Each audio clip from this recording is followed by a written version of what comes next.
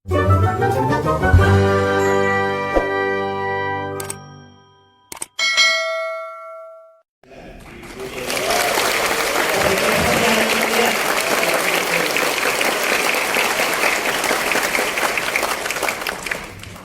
juga bersama kita Bapak Made Arya Wijaya, staf ahli.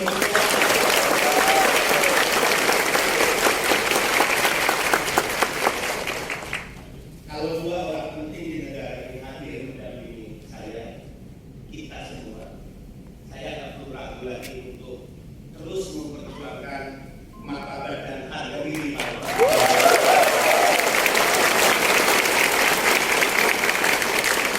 Hadir juga tokoh muda, aktivis muda, Bapak Agus Mulyono Herlambang. Beliau mantan Ketua Umum Pengurus Besar Pergerakan Mahasiswa Islam Indonesia periode 2017-2019. Saya laporkan kepada Ibu Dewi, kemudian juga Pak Made, acara-acara seperti ini kita mengundang banyak tokoh, baik tokoh-tokoh politik, tokoh agama, aktivis, untuk berjuang bersama-sama. Yang paling penting bagi pekerja migran Indonesia adalah merubah cara pandang orang, merubah mindset publik, merubah persepsi masyarakat yang selama ini keliru dalam memandang pekerja migran. Seolah-olah kalau menyebut pekerja migran atau dulu disebut PKI, mereka adalah pekerja negara, mereka adalah orang-orang bermasalah bagi negara, dan itu sebuah pandangan yang harus kita ubah. Di era ini, era kemerdekaan pekerja migran Indonesia, kita ingin mengubah bahwa siapapun yang menyebut pekerja migran Indonesia, mereka harus memandang pekerja migran Indonesia adalah pahlawan devisa.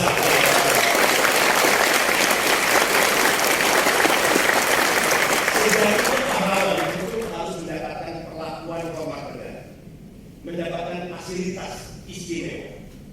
Bisa dibayangkan setiap tahun yang disumbangkan oleh kalian, adik-adik sekalian, teman-teman kalian, pekerja migran Indonesia, setiap tahun kepada negara ini 159,6 triliun.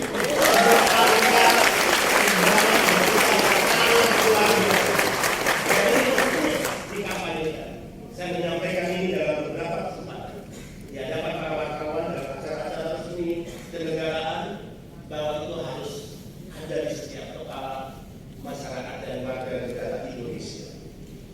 Jika memang masih melihat adanya eksploitasi, kekerasan fisik, kekerasan seksual, gaji yang tidak dibayar, eksploitasi jam kerja, pemutusan hubungan kerja secara sepihak, para ABK yang jika mengalami kekerasan di atas kapal meninggal, diraungkan jenazahnya, itu bukan dialami oleh para pekerja seperti kalian yang berangkat secara resmi, tapi itu lebih banyak dialami oleh mereka yang menjadi korban sindikat penempatan ilegal. Yang karena itu, selain menempatkan pekerja secara resmi, yang diawali dengan bagaimana menciptakan para pekerja yang memiliki keahlian dan kompetensi, keterampilan, kemampuan berbahasa seperti kalian, kita juga sedang serius memerangi penempatan ilegal yang selama ini dilakukan oleh para sindikat dan mafia penempatan ilegal. Perang sungguh-sungguh untuk membuktikan bahwa negara tidak kalah, negara hadir, dan negara akan melakukan pembelaan terhadap setiap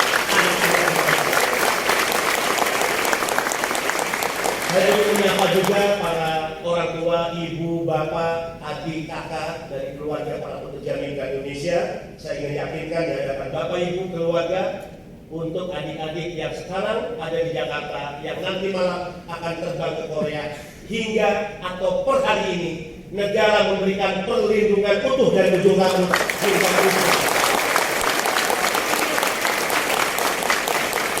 beberapa hal yang ingin saya laporkan kepada Ibu Dewi Asmara, mungkin ya, karena ini pertama kali Ibu hadir, ya, kemudian juga Pak Made. Dulu penempatan pekerja Indonesia sekalipun resmi, pertama lebih ke mereka datang dari daerah, dikumpulkan di wisma-wisma, tertutup pelaksanaannya, banyak publik yang tidak pernah mengetahui apa yang sedang dilakukan, bahkan tiba-tiba terbang ke luar negeri juga diam-diam. Dan dulu, ya, ini menurut kesaksian dari para pekerja dan juga staf kami itu. Dulu prelim Korea, ini mereka dikutip biaya.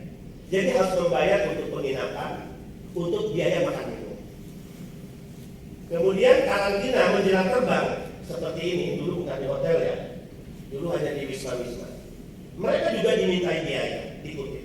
Sehingga saya berpikir, Pak Made, Ibu Dewi, aneh ya, kalau penempatan yang dilakukan oleh swasta, biaya untuk tinggal di wisma beberapa hari, untuk prelim, untuk makan minum, dikutip dari pekerja, itu wajar karena swasta berbisnis.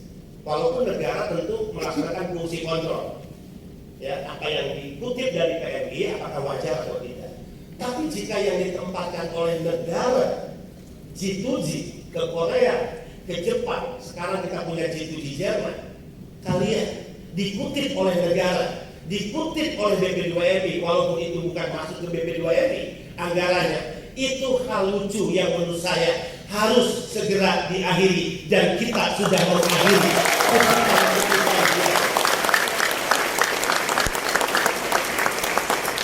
Negara tidak boleh mempertontonkan kelucuannya di hadapan rakyat.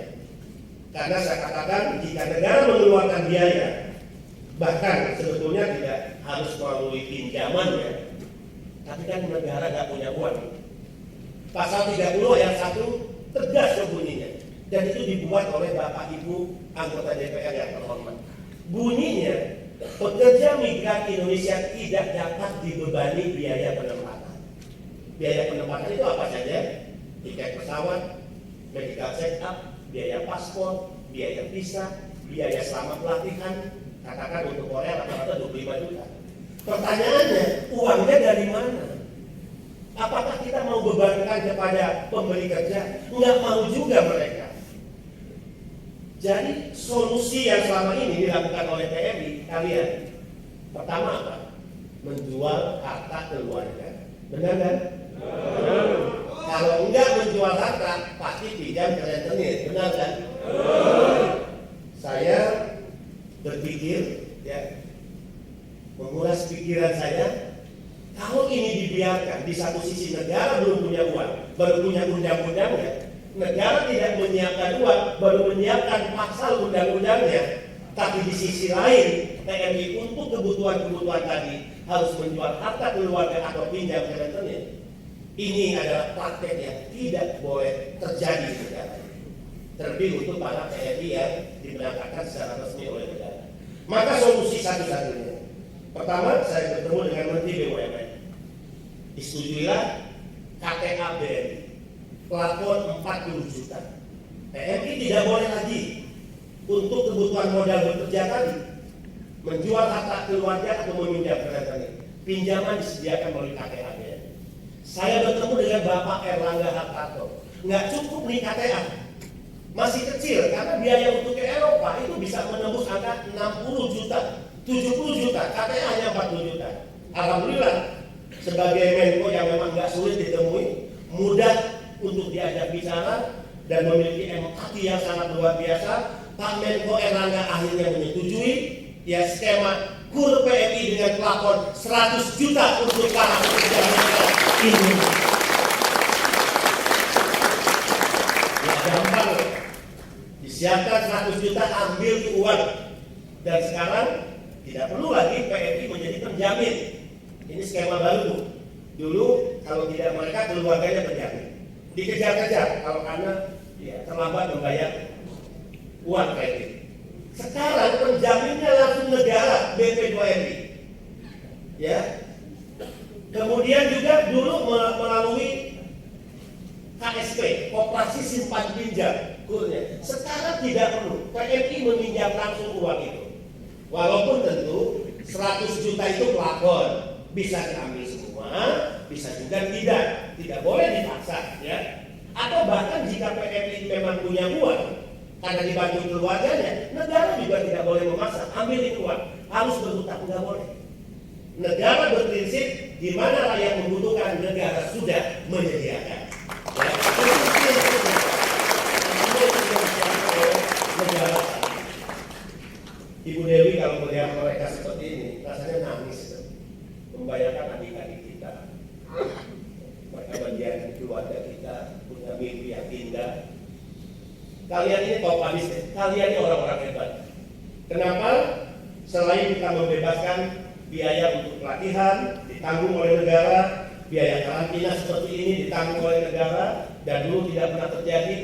Saya bermimpi suatu saat kita ingin membebaskan semua sebetulnya, sebagaimana anak undang-undang tadi pasal 30 ayat 1. Doakan negara secara fiskal kuat, doakan negara ini kemampuan anggaran yang sangat kuat, yang pada saat itu akan dinikmati oleh teman-teman kalian. Mungkin juga bukan saya lagi kepala BP2RI, tapi ini perjuangan kita.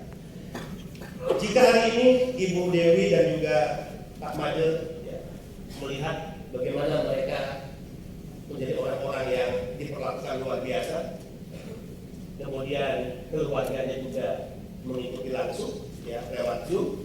Ibu, saya laporkan acara-acara seperti ini diliput live at view, jadi publik rakyat Indonesia bisa menyaksikan glorifikasi baik saat pelatihan, glorifikasi saat menjelang pemberangkatan seperti ini. Penting untuk merubah mindset dan cara berpikir orang tentang pekerja migran desa, agar mereka punya pandangan bahwa kalian ini bukan orang-orang yang didatangi calon di kampung-kampung, dikumpulkan di tempat penampungan secara diam-diam, diberangkatkan secara diam-diam. Tidak. Kalian orang-orang hebat, anak-anak muda memiliki pendidikan, mengikuti pelatihan, memiliki kompetensi dan keahlian, dan kalian menjadi duta negara yang akan bertarung dalam kompetisi global.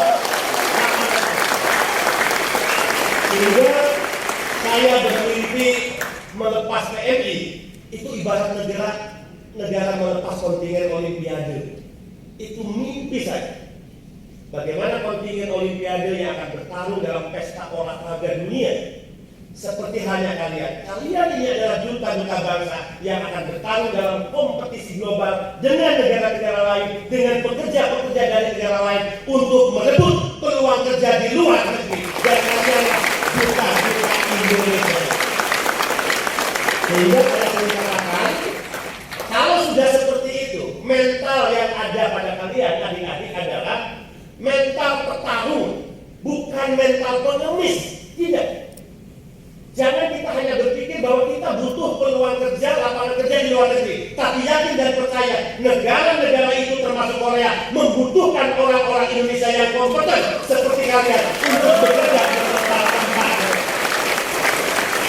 Kalau mentalnya sudah seperti itu, saran saya berangkat dengan kepala tegak dan tiba di tanah air dengan membusungkan dada bahwa kalian adalah duta-duta bangsa yang menjadi pejuang keluarga sekaligus pahlawan devisa bagi negara. Tadi kita lihat bagaimana fasilitas-fasilitas saya laporkan senantiasa kepada Ibu Dewi dan teman-teman Komisi 9. Sekarang sebagaimana perintah Presiden, Mas, itu perintah Presiden pada saya. Berikan dong fasilitas untuk mereka di bandara-bandara, di kantong-kantong pekerjaan. Kita punya lounge. Nggak kalah loh lounge sama Garuda, nggak kalah loh lounge untuk orang-orang penting di negara ini, nggak kalah. Lounge untuk pekerja migran Indonesia dibangun dan disiapkan khusus sebagai bentuk penghormatan negara kepada para pekerja migran Indonesia. Catat perintah Presiden. Saya nggak suka menjadi pembantu presiden yang mengatakan ini kebijakan saya, ini kebijakan saya. Tidak. Saya katakan saya pembantu presiden, dan yang dilakukan oleh setiap pembantu presiden pasti itu adalah perintah Presiden Republik Indonesia. Ya, mewah. Kemudian presiden perintahkan lagi, Mas, saya nggak pernah lihat ya, tapi saya sering dengar cerita, kalau mereka tiba atau mau berangkat, ngantri, udah bawa koper, bawa tas berat, apalagi perempuan, ibu-ibu, dicampur dengan penumpang umum. Apa perintah beliau? Siapkan jalur khusus. Ada ofisial diplomatik, orang-orang diplomat, anggota DPR, para menteri, orang-orang penting di negara ini. Itu punya jalur khusus yang tidak boleh campur dengan umum. Apa keinginan Presiden? Mas, perlakukan sama dong mereka para pekerja Indonesia seperti ofisial diplomatik, dan itu kita lakukan, kita berikan aspek